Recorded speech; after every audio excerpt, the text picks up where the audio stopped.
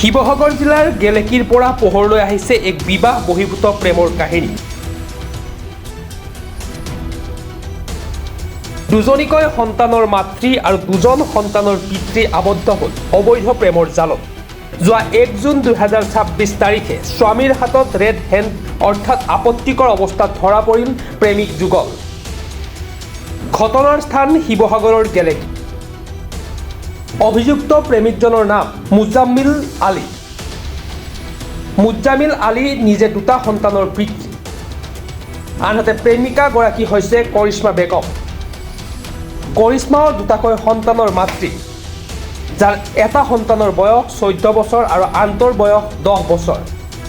দীৰ্ঘদিনৰে পৰা দুয়োৰে মাজত চলি আছিল এই অবৈধ প্ৰেমৰ সম্পৰ্ক। কিন্তু যোৱা 1 জুন তাৰিখে কৰিশ্মাৰ স্বামী আৰজু ৰাজখোৱাই দুয়োকে এক আপত্তিকৰ অৱস্থাত হাতেলতে ধৰা পেলায়। জানিব পৰা মতে এয়াই প্ৰথম নহয়। আজিৰ পৰা প্ৰায় 4 বছৰ পূৰ্বেও কৰিশ্মা বেগমক স্বামী আৰজু ৰাজখোৱাই একেদৰেই মুজাম্মিল আলীৰ সৈতে ধৰা পেলাইছিল। কিন্তু সেই সময়ত সন্তান দুটাৰ ভৱিষ্যতৰ কথা চিন্তা কৰি আৰু কৰিশ্মাই ক্ষমা বিচৰাৰ বাবে স্বামী আৰজুৱে তেওঁক ক্ষমা কৰি দিছিল। কিন্তু চৰিত্ৰ সলনি নহ'ল কৰিশ্মাৰ। এইবাৰ আৰু ক্ষমা কৰাৰ মুডত নাই স্বামী আৰজু আলী।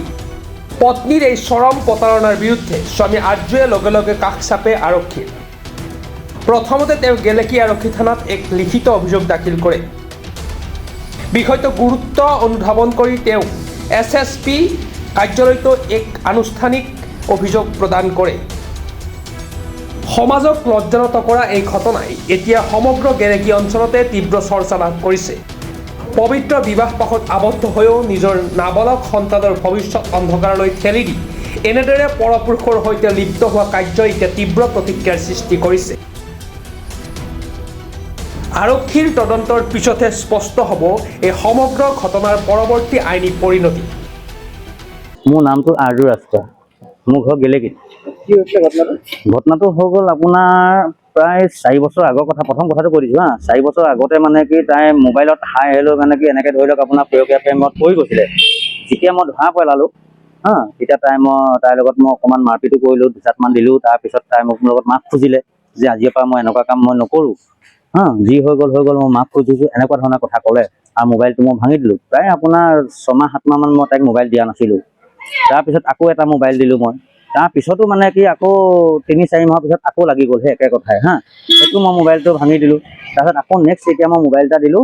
আজি প্ৰায় আপোনাৰ 1.5 মাহ 2 মাহমানৰ পৰা বেছি তাই মানে হেৰি হৈ গ'ল। তাৰপিছত এতিয়া মানে কি হ'ল আপোনাৰ আজি যোৱা এই 1 তাৰিখৰ দিনা প্ৰায় 6:30মান বজাত মই চাৰিআলিলৈ গ'লোঁ। চাৰিআলিৰ পৰা মই বস্তু কেইটামান আনিবলৈ গৈছিলোঁ। আনিবলৈ যাওঁতে মানে হেলমেট চেকিং হৈ আছিলেতো। হেলমেট চেকিং হৈ থকা অৱস্থাত মানে মই নহয় হেলমেটটো বোলো মই লৈ আনোগৈ, ঘৰলৈ যাওঁ। সেই ঘৰলৈ আহি ঘৰতে সোমাই মই দেখিছোঁ লাইট চাইট অফ কৰি ৰুমৰ ভিতৰত সোমাই দুইটাকে মানে মই একদম অশ্লীল হিচাপত মই পাইছোঁ। তাৰমানে একদম এই মুজাম্মিল নাচনি কটা মিছাজান নাচনি কটা মুজাম্মিল নামৰ ল'ৰাটো আৰু মোৰ ৱাইফক ইহঁতৰ দুইটাকে মানে মই পাইছোঁ আমাৰ ৰুমত। তাৰপিছত আৰু মানে যেতিয়া মই দৰ্জাখন খুলি দিলোঁ, খুলি দিয়া মাত্ৰকে মই আকৌ ৰিটাৰ্ণ দৰ্জাখন মই লক কৰিবলৈ মই নোৱাৰিলোঁগৈ আৰু তাৰমানে সি মোক ডাইৰেক্ট আহি ডিঙি চেপাত দি আৰু মুখখন মানে ধৰি ল'লে। মই চিঞৰিব পৰা নাই। মই চিঞৰিছোঁ কিন্তু মানুহে মোক শুনা নাই তাৰমানে। তাৰপিছত যেনে তেনে মই মানে তাৰ লগত মানে যুঁজ বাগৰ কৰি আৰু বাহিৰলৈ ওলাই আহিছোঁ। মানুহ জানো কোনো নাই। ভাড়া ঘৰ মানুহ মানে আছিলে, মাইকী মানুহ 2-3জনী, সেইকেইজনীয়ে ক'ত এৰুৱাব পাৰিব, এৰুৱাবতো নোৱাৰে। তাৰপিছত আৰু মানে সি যেতিয়া মানে পলাই গুচি গ'লগৈ, মানে মই মানুহজনীক মানে মই দুটা প্ৰমাণ মই দিলোঁ। দিয়াৰ পাছত মই তাইক সোধ পোছ কৰিছোঁ, তই এইটো কাম কেলৈ কৰিছিলি? বোলে যি হ'ল হৈ গ'ল, মোক মাফ খুজি দিয়া, আমুকে বুজোঁ এনেকৈ ক'লে। গালাগালিও পাৰিলোঁ। তেতিয়া মানুহবিলাক ঘৰৰ ওচৰৰ মানুহ চাপি গ'ল। চাপি যোৱাৰ পিছত মানে বেছি মানে হেৰি হৈ গ'লগৈ। তাৰপিছত ৰাতি আকৌ মানে কি হ'ল, মই ইজাহাৰখন বোলো দি দিওঁগৈ বোলো থানাত, এনেকুৱা কেছ হৈ গ'ল। সি মানে মোক মানে এনেকুৱা কৰিছে।